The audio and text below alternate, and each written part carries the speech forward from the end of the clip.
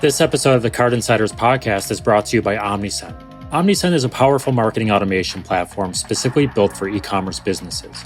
With easy-to-use visual automation workflows, customer segmentation, 24/7 support, multiple channels including SMS, and built-in integrations with key e-commerce platforms such as Shopify and Shopify Plus, BigCommerce, WooCommerce, and Magento, Omnisend enables marketers to effectively grow their business without costing a fortune. Who says marketing automation has to be expensive? Learn more about how Omnisend can help you maximize your data and grow your sales at omnisend.com. Welcome, everyone, to the Card Insiders podcast. I am your host, Greg Zakowicz, and in season 1 of the Card Insiders podcast, I am speaking with CEOs, founders, and marketing executives about the challenges of growing a business, lessons learned, and how they adapt to the constantly changing e-commerce landscape. Before we get into today's episode, I'd like to kindly ask you to rate and review us on Apple Podcasts, 5 stars only. Also, if you have any questions, comments, or are interested in sharing your own email marketing or e-commerce story, we'd love to hear from you. And you can email us at podcast@omnisend.com. Now, let's jump into today's episode. I'd like to welcome to the Card Insider studio the Senior Brand Manager of Dixon Flannel, Chris Vallely. Welcome to the show, Chris. Thanks for being here. Hopefully, we were talking about your last name before you got on. Hopefully, I did that all right. Did pretty close. It's Chris Vallely, but all good, all good. I did tell you I was probably going to butcher it the second I said it. So here we go. I did it. So, Chris, thanks for being here. We appreciate your time and for coming on. I've been doing with all the guests, but let's start with just kind of some general baseline setting here. So tell us a little bit about who Dixon Flannel is, types of products you guys sell, how long you've been around, a little bit of the backstory, and get the audience a little feel for your company. Okay, sounds good. Yeah, thanks for having me. So Dixon was started in 2013. Our owner, Danny Dreyer, he started it because he saw that there was a need. He was working in the motorcycle industry, and he saw that there was a need for a flannel that you could wear that would actually last for a long time.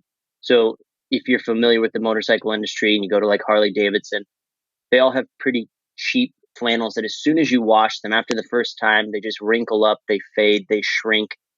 They don't fit well after the first time. And so he had a motorcycle shop with his dad that they were running in Orange County, California.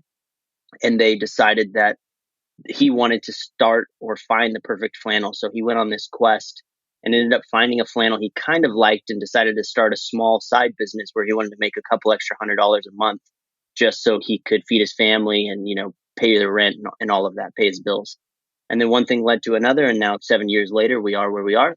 We make what I think are the best flannels on the market. They don't wrinkle, they don't shrink, they don't fade, come out with really cool colorways.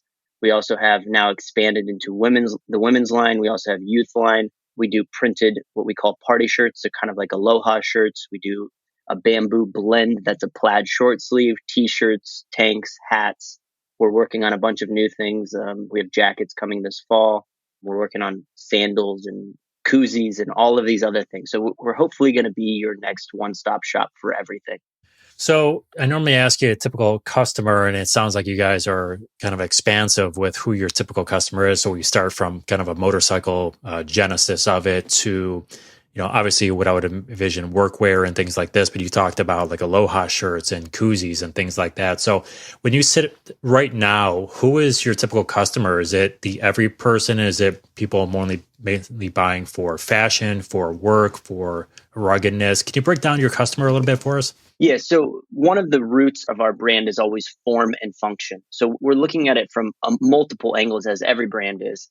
And really, the majority of us that work there and the majority of us that kind of drive the business, we tend to like motorcycles, cars, lowriders, trucks, like old Chevy C10s, muscle cars, like one of our guys has a Cadillac. We like that kind of living life a little fast, in a sense. And so that's kind of where we gravitate to because that's just who we are. But at the end of the day, we're coming out with polos that we know people have to, if people want to go race their motorcycle on Saturday, they still have meetings and have to be presentable on, Monday through Friday or Monday through Thursday at least. So we're trying to appeal to that customer, but hit them in all aspects of life. Because, regardless of if you have a hot rod or you drive a minivan, you're going to wear sandals when you go to the beach.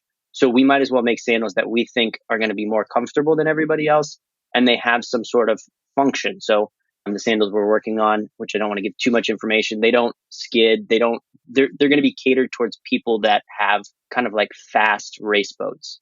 So they won't skid. They won't tear up any of your leather seats, any of that stuff. So we always look at the next level, not just the design, but how does it function and why are we making this product? Not just to sell it. There's always a purpose. And at the core of our business, we look at everything as the why and not the what. And I think that's really what has helped us be so successful these last 7 years. So that product line extension that you're talking about, I'm assuming, and you certainly correct me if I'm wrong, but I'm assuming that when you acquire a customer, you're mainly acquiring the flannel, quote unquote, flannel wear first, and then the extension comes after that? Or is that shifting a bit as you start getting into, like you said, the polos? Because I would imagine if you're shopping for a polo, you know, if I'm going through like paid search ads or something and I don't recognize your brand name, I'm going, well, is this really it? But if I own your flannel and I know the quality and I know what I'm looking for, it's a much easier sell. Is it indeed where the flannel is kind of your launching point and the product line extension happens from there? Or are you starting to see that turn a little bit where you're starting to get the acquisition from those, from the extensions themselves? Yeah, you're right. In the beginning, it was 100% flannels, and people would try out our other products just to see what they were like, and then fall in love with them, and then end up buying every single one of them when we release them. But we are seeing a shift, as you alluded to, a shift to people seeing that product, seeing unique designs, and then really the big thing, honestly, is just word of mouth and branding. That's really been our biggest like lane for acquisition is just word of mouth. When people, and I'm just using examples, but when people try our product, it's insane the engagement that we get on our posts, that they're tagging their friends or they're posting their own pictures. Almost every single picture, if you go and look at any of our social media channels, we don't pay any models. These are all like real customers or employees or friends, right? So we don't pay anybody to advertise our products for us.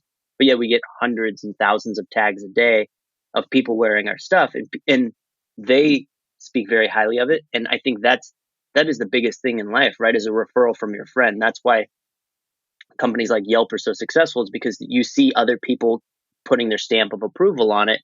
And that's basically what we've been able to kind of garnish with just the way we advertise and then the way we design our products. So we are seeing more and more people adapt to that. But yes, it naturally started as flannels. And I think it will continue to be flannels because that is a bulk of our business and that's what we are known for. So you mentioned the social proof and the engagement you guys get from that perspective. Have you guys done anything in the past, or do you currently do anything to help facilitate that at all? Are there any specific programs you built around trying to expand that or get people to tag, post, share, all that on social media? Or is it strictly organic for you guys? At this point, it's strictly organic. We have talked a little bit about it. We are in a rapid expansion process at the moment. We're hiring a lot more staff to help us. About a year ago, there were only 7 or 8 employees, and we've now ramped up to about 40, majority of them being warehouse staff, about 50%, just because we couldn't handle the number of packages going out. So that's one of the things we always try to do is we actually do our own fulfillment. So we try to get orders out within 24 hours. So we're pushing towards that.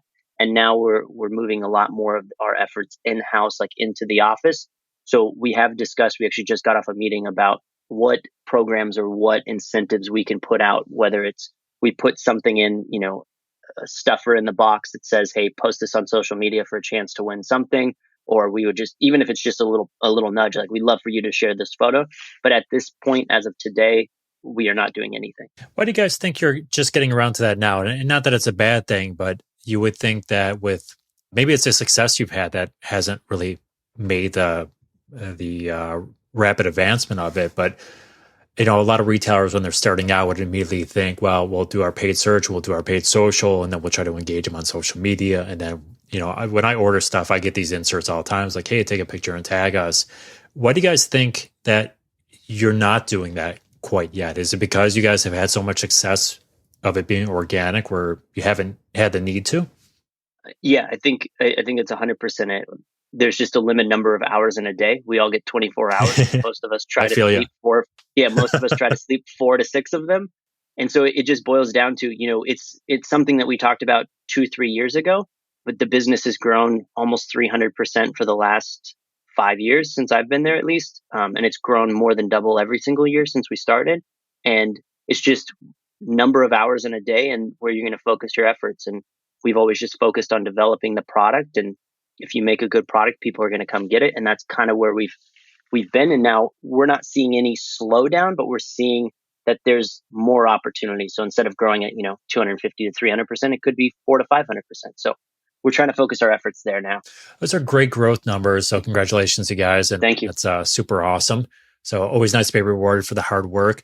Let's talk about where that growth maybe came from. So I'm just going to make the assumption you guys are doing all the traditional, digital marketing channels. So paid search, paid social, email marketing, whatever else. Where have you guys found the most success from a digital marketing standpoint? Has it been the email? Has it been the paid social? Can you walk us through kind of where your digital channels are kind of ranking for you from a success factor? Yeah. So to be honest, we gambled a little bit. I shouldn't say gambled. We tested a little bit in the past with paid social, but we've since turned that off. So we're doing no paid marketing at this point. It's 100% organic on our social and email marketing. So the way our business is set up, it's a little unique in the sense that we do limited production runs. So, if you go to Macy's or you go to Nordstrom and you want to buy the, XYZ polo, for instance, when you go to buy that polo, it's going to be in stock today. It'll be in stock in 3 months. It's whatever their season length is, they'll have it always in stock and they continually replenish that order. Whereas for us, almost every single one of our products, about 90 to 95% of them are all limited production runs. So what happens is we come out with that style once, and when it sells out, it's gone for good. So we create these kind of viral spikes in traffic and sales on the site. So we'll have a release on Monday. We start teasing it Friday, let's say, and we'll say, hey, we're going to have, this new product coming out. Stay tuned for what else is in the release. And we generate that. And what it does is it creates people that like it. They tag their friends.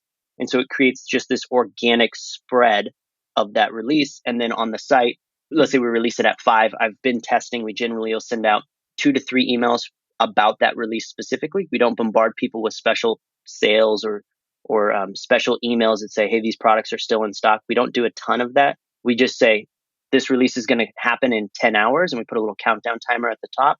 And we say, make sure you set your alarm because if you like something, make sure you grab it when it's in stock. Otherwise, it'll sell out. And then I recently switched to now we're doing it about 30 minutes before the release to give people time to click through to the email, go add items to their cart that are already existing. And then when the new items launch at 5 p.m., let's say, those items will be there. They can add it to their cart and check out. So kind of that mad rush of limited production runs is really what I think is like the secret sauce, if you will. You guys have been doing limited runs for quite some time now, right? Business model there. Over time, have you seen, because they do sell out so quickly, have you seen average order value or number of items that are being purchased by an individual customer increase over time because they know it's going to sell out? Or has that been somewhat steady? Lifetime value has definitely gone up over time as we're acquiring more customers and more customers are trying new products. The average order value is actually going down. It's gone down about 20%. And the reason it's going down is because people are ordering more. They're ordering less per order, but they're placing more orders per month on average. Interesting. Because we're having more releases. So, 3 or 4 years ago, we would release 10 or 12 flannels at a time because that's what everybody else did. You release your fall line. And then what we realized is that they sold out and people can only spend $100 or $200 in a transaction before they feel like they're throwing all their money away. And I'm the same way. Like if I go to a site and I see 15 things, I'm like, well, I'm just going to pick up 3 because I want all 15, but I'm only going to buy 3. Whereas if we switched, so what we started doing was switching that 10 flannels into, 3 or 4 releases with, 2 to 3 of them.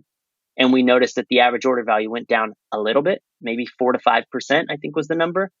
But what ended up happening is that same customer came back 2 weeks later when we did the release. And so what we're doing now is we're just spreading out our releases more. We're also pumping out more products. So we need to have more releases more frequently. But we're pumping out those big hitters that you would see, instead of having 2 to 3 flannels every release, we'll have a flannel a release. And then we kind of have a corresponding line of a hat, a t-shirt, board shorts, whatever goes with that style in that season. We'll have a whole collection that kind of goes at that one time. Sometimes it's 10 items and sometimes it's 3. It just really depends on where our marketing team and our social team are kind of like where we're focusing at that time. Makes a ton of sense. And it's certainly easier to spend $40 each week for a month than $160, just a feel of it, Yep. right, on the first time through. Other question around there is you mentioned using email about 30 minutes before to kind of let people know, hey, here's what's going on. Have you guys played around with using, more instantaneous channels like SMS or anything to let people know, hey, we've got a drop coming here in the next 30 minutes or something like that? Have you guys played with that at all? We haven't played with it yet. It is on our list, and we recently hired a new e-commerce person that's going to kind of oversee everything that we use Shopify. So they're going to oversee everything on the back end of Shopify. And then my goal is to hopefully hand off and transition the email and the SMS program that we will launch off to that person in the next 3 to 4 months. Very cool. And you mentioned that just growth year over year for the past several years has been very good. You mentioned growth this year. I'm asking all my guests about kind of the elephant in the room, right? COVID and the pandemic we're in, a lot of people staying home, which for some products might be great, for other products might not be quite as great. Have you guys seen a noticeable shift as we move through the pandemic, or has it been fairly consistent for you guys? Can you give the audience a little bit breakdown about, the trends you were seeing just from a business standpoint? Yeah, so we actually have seen no blips, no disruption in business. It's actually with COVID and with the shutdowns, we've actually seen our business increase. And it's primarily because we run a direct to consumer apparel brand, right? So, if you think about it, if you cannot go to the mall to go buy something from Vans, you're going to go online and you're going to buy it online. And one of the problems that you'll see with a lot of those major retailers is they weren't set up to ship direct to consumer at the capacity that they needed to be. So you noticed a lot of things would sell out very quickly. Amazon had issues with keeping things in stock as well, because obviously they're getting a lot of their product imported from other countries.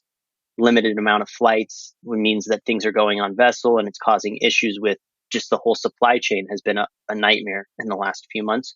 But you have places like Nordstrom, let's say, I just use them for example. If you were going to go buy a polo from them, they probably only kept, 10% of their order in a fulfillment center, and the other 90 were distributed to actual brick and mortar stores. Those stores aren't open. 90% of their inventory is sitting on a shelf somewhere. So we got lucky in the sense that we were direct to consumer. We do all of our own fulfillment. All of our product is sitting in the back of our warehouse, and we were able to ship it. We're shipping products quicker than Amazon. We have less issues in terms of number of complaints, lost orders, missed picks, missed ships. It's all the numbers that we're showing. We've been focusing on that a lot, and the numbers that we're looking at are significantly less than major distributors. So there's that part of it, but also we got lucky because the customers wanted to buy something and we had it in stock. Yeah, definitely fortuitous. So that's amazing. Let's talk about challenges a little bit. So a lot of retailers were struggling through COVID, and some have rebounded, some have seen upticks, some have unfortunately not seen upticks here. So you guys are growing, you guys have been successful. So if you look at, and I say recent, but if you look at say just the last couple of years, a specific challenge you've had, and if it's around marketing, even better. But when you guys have been able to solve that maybe other retailers are struggling with currently or know is coming up, is there one that you can think of that you might be able to point to and say, hey, we had this challenge and this is what we did and it worked really well for us?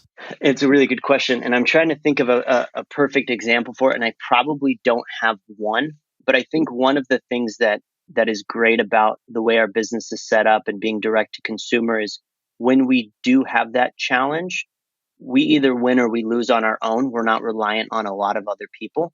And so, one of the things that here's an example. It's not exactly what you're talking about, but we had a board short that we came out with that had a leopard print.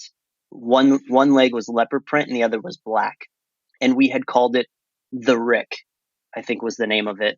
And we just decided like we were going to do this because it looked like it was like a very 80s themed looking board short. And we're like, this is kind of funny. Let's just release it and we'll do a small run and we'll run them. Well, we called it the Rick, and then the Tiger King thing, the Tiger King documentary thing came out, and we're like, how can we spin this to be Tiger theme kind of related? Because that is what is hot on the internet right now. It's hot in social media. It's hot just in the world right now. So how can we jump on that? So I did a couple Google searches, and I found that the guy who was like leading this documentary was named Rick, and we just got lucky. It just so happened that his name was Rick. So I went online, I found a photo of him, and we photoshopped the board shorts on him. And we made up some story about how the reason why you never see the bottom half of him, because it always just shows his chest up when they're interviewing him, is because he's wearing the Rick board shorts. And it just was this thing. And a board short that should have never sold out in 5 minutes sold out in 5 minutes. That is amazing. And so, yeah, so it's just the fact that we're kind of a small crew, and the fact that we kind of don't rely on anything, and we don't have like dedicated releases, and we don't, because we're always direct to consumer, we kind of do things the way we want to, and we can pivot very easily. The analogy that we like to use is like, when you think of most major retailers as a battleship, they take a long time to turn. They take a long time to move. They're very strong. They're hard to sink, but they take a lot of time. Whereas we'd rather be more like a submarine, which is very kind of under the radar, but can move and pivot very quickly. Now, when you guys did that, was it a social media post that you did that on? Yeah. Was it on? Yeah. Okay. Yeah, it was mostly on Instagram is when we started teasing it. And we have our Instagram and Facebook pretty much just integrated. We do some minor differences between the two, but not much. They're pretty much the same. So yeah, we posted it on there. It created a bunch of hype. People started tagging it. And then we used the same photo for an email promotion that said, hey, heads up, this is coming out. It's launching tomorrow night at 5 p.m. or whatever the time that was the release. And it generated some buzz. And then we ended up also doing another thing based off of Tiger King and another release, but it had to do with when everybody got everybody that was entitled to it got the stimulus check. So we did something based off of that. But yeah, it's mostly social media.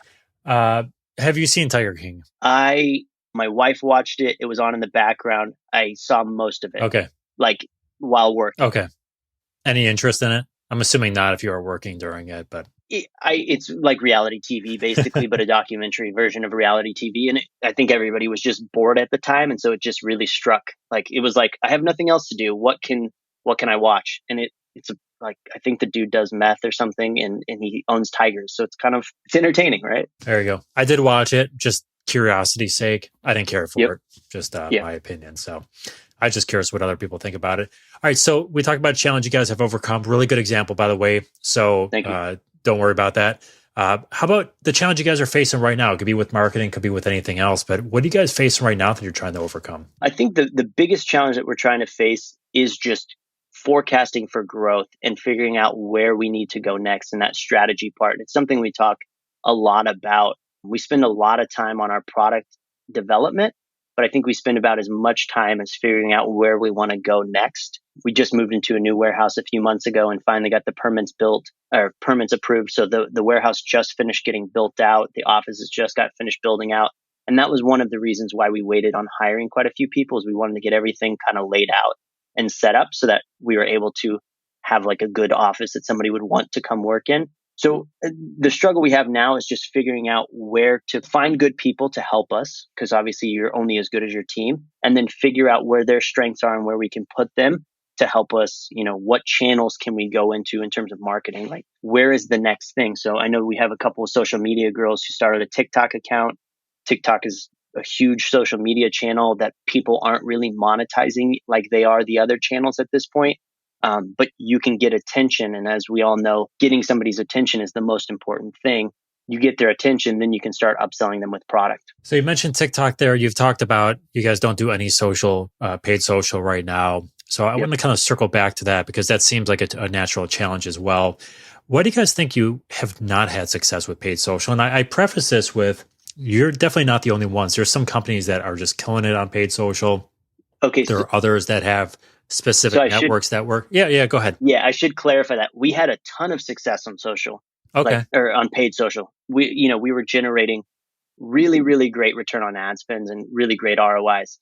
The problem that we run into with paid social is I've never had experience. None of our people have really had experience with it. And the fact that we do everything as limited production runs, you run an ad and in 4 days it sells out. You're recycling these ads. And it's just, at the point at that time, it just became too much for the team to manage on top of everything else. So it is something that we will be able to go to in the future. And like, I think probably September, October, we'll start rolling it out again. And we'll end up having somebody on staff that focuses 50 to 70% of their time on paid social and other channels like that. So I think that's a really interesting maybe takeaway for other people that, are doing 20 different things at one time. And most smaller retailers are kind of in that position where, we talked about there's only so many hours in a day, but there's a never ending list of things to do. You guys were having success with something and just made the decision that we can't really do this right now. Some of it based on the business model, right? Limited runs, quick sellouts, things like that. But you guys made a conscious decision to kind of hammer in on what you guys do well and what you can execute on a day-to-day basis. So from my standpoint, I think it's a really good takeaway that, people should look at what they can execute, what's going to have the biggest bang for the buck based on that time, and just kind of let the other stuff not fall by the wayside, but, prioritize a little bit more. And it's okay to let things go at some point. So I appreciate you saying that and jumping in there as well. If we look at the e-commerce industry, I mean, you guys have a lot of product development going on. You have expanding lines and things like that. Is there something in that industry that kind of keeps you up at night? The thing that keeps me up at night is I do most of our product development. And we import them from Asian countries. So that's usually what I'm up at night working on, is working on that product development. But what keeps me up at night, I guess, is just trying to make sure that we are always staying relevant in both our designs and in our marketing, and just making sure that we're giving the customer what they want and kind of following those trends that are coming that nobody really knows. And in a lot of cases, I don't want to say that we're setting the trends in the flannel industry, but like setting our own trends that we think our customers will like. I think that's what we spend a lot of time looking at and trying to analyze and try to just take a stab at and guess. And one thing we've gotten a little bit better at as we've grown and we've had the experience is just realizing that there really is no wrong product for us to develop, because if it doesn't win, if it's a loser, then at least we learned from it and we can scrap it and we can move on and realize, okay, maybe in 2020 this product didn't work. We can try it again in 2022 or 2023. But for now, let's not focus any more efforts on it. Let's just move on and try something different. So where do you get those ideas from? When you're doing product development, you're either trying to stay on top of the trends or predict the next trend or just kind of figure out what your audience wants. Where are those ideas coming from? Where are you sourcing those? It's a collaborative effort on our team, but most of them are coming from our owner. He's very much he's a very, I don't want to say fashionable because that sounds like the wrong thing, but he has such a good eye for design. We always joke around that if he didn't design flannels and he didn't own a flannel company, he could be an interior designer and have a TV show on like HGTV. And I'm dead serious. He could. It's odd. If you go to our Instagram or you go to his is at Danny Dixon, also DANNYDIXXON. If you look at like our warehouse build that he's done, it's insane. It looks like it should be in a catalog. It's somebody saying, "Hey, I offer these design services for interior designing." So he has just a really good sense of fashion and trends and things like that. But it's a collaborative effort. We all have our interests. We all have different things that we like. Like I mentioned, one guy has a Cadillac, another guy has a lowered C10.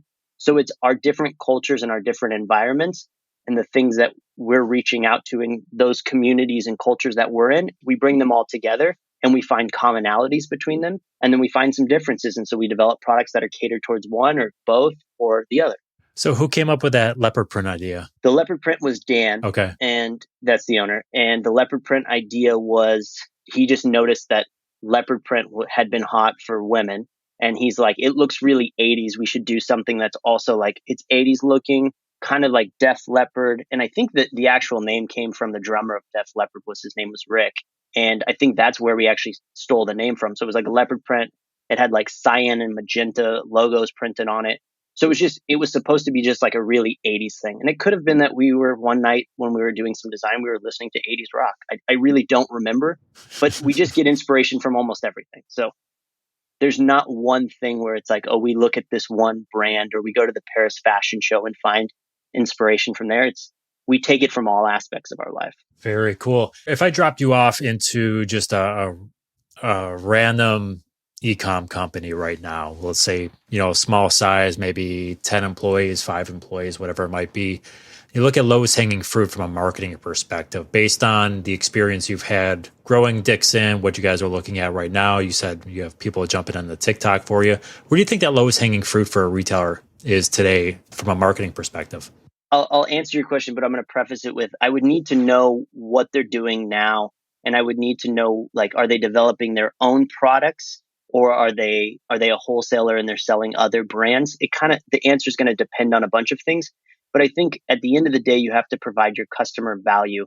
And whether that's you're giving them a great product or you're giving them some sort of like enjoyment or entertainment out of your social channels. But I think the easiest things to do, especially for a small company, are to do what is free. So don't spend money on paid ads in the beginning. Try to build an audience at some point and provide them value. And then they will come to your company and they will support you in whatever you're selling, whether it's a physical good or a service.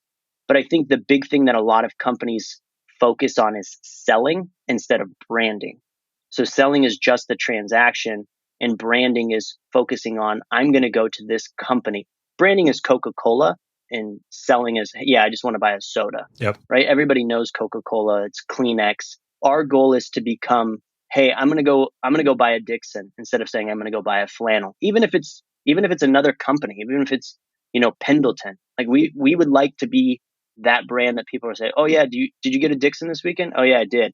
Even if it's another brand name, we're okay with that. That's what we want to be. Awesome. So I think I'd focus on that. And then obviously, like, as you know, and I'm not just saying this to you, but our email channel is huge. It works very, very well for us. So I think email is basically just a little nudge to the brand. People know the brand, and it's just a friendly reminder to say, hey, you guys love us. Here's some products that we're releasing. We think you're going to like them. And people respond. Very cool. How about one thing that you're successful in what you do. So, a lot of skill sets you learn over time. No one's born with all the knowledge. What's something that you know now that you wish you would have learned earlier? That's a good question. I think the one thing that I wish I would have learned earlier is just to continually try. And I think hard work beats talent every day. So if you don't know how to do something, just figure it out. We have a mantra, and I won't swear, but it's called FITFO, FITFO, which means figure it the out. And that's what we have as our mantra at the company is if we don't know how to figure it out, if we don't know something, we figure out how to do it. And that's just something that we've always had instilled with us for like the last 7 years is none of us went to fashion school. None of us knew how to design products. We just figured it out as we went. And so I think patience and hard work beats talent. Those are like the two things that you just have to have as an entrepreneur or, a high level marketing person. Very good, Chris. From a business or marketing perspective, what did I neglect to ask you today? Anything? No, I don't think so. I mean, I think we went over quite a few. I can't think of anything. All right. If something comes to mind, jump in. Just a couple quick questions for you, less business related, but people consume information in all sorts of different ways between audio, books, reading with your eyes, podcast, newsletters, scrolling, whatever it might be. Whatever type of information you generally, however you digest it, what are some of your most recent favorite, most like business books or regular books or podcasts or blog source of information? What would you say that if someone wants to read up about what you like to read up about, where would they go? Yeah, I would. The one thing that I always listen to is the Gary Vaynerchuk, the Gary V podcast, just seeing what he does and how he does things. He's one of the reasons why I am where I am today, and what I do is because of him. So I use that. If you're using Shopify, obviously like the Shopify, I think it's called Shopify Masters podcast is helpful. You'll get tips and tricks on that. And just really whatever you're interested in, passionate. I like podcasts because I can put them on and it doesn't really distract me or take my focus away from working, but yet I'm retaining that knowledge. So podcasts seem to be the way to go for me. Very good. And Chris, if you could only eat one meal for the rest of your life, what would you choose? Oh, that's a great question. One meal for the rest of my life, I would probably eat pad see ew, which is a Thai like noodle dish. All right, very good. Do you like it spicy or is it? Yeah, not super spicy, not like Thai hot, but like medium spicy, which is pretty hot for most people. Yeah. Very good. Chris, any questions for me today? No, none. I just thank you for having us or for having me. Thank you for having Dixon on. I appreciate it. It's been a pleasure. Very good. We appreciate your time. Chris, we'll have all the contact info, web URL, all that stuff in the show notes and episode description, things like that. But let's throw it out verbally as well. If someone wants to reach the website, how do they do so? If they want to reach out to you, is that okay? And if so, what channel is the best one to go through? Can you lay that out for the audience? Yep. So the brand is Dixon, Dixxon, Dixon Flannel Co. So our URL, you can type in Dixxon.com. Our social channel is Dixon_flannel_co on Instagram. And that's probably the best one to follow. There's a lot of products and a lot of antics there. You can kind of check us out. And then if you want to reach out to me, the best is probably email, and it's Chris, CHRIS, at Dixon, DIXXON.com. Perfect. Chris Vallerly, everyone, Senior Brand Manager, Dixon Flannel. Chris, appreciate your time. To everyone listening, appreciate yours as well. If you have any questions, comments, or again, are interested in sharing your e-commerce or email marketing story, we'd love to hear from you. Please email us at podcast@omnisend.com. Please don't forget to rate and review us on Apple Podcasts. And until next time, have a great day and be kind to one another.